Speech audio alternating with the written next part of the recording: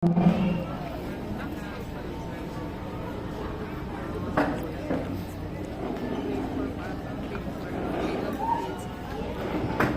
good morning po ulit. Pasensya nyo na yung boses ko, naghihingalo na.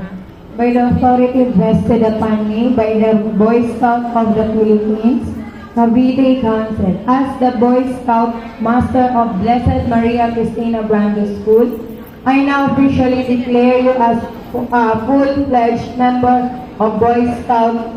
You have now taken the first step along the Scout Trail. Adventures await you. Let your honor remain shining longer than the flames of this candle. Welcome to the truth.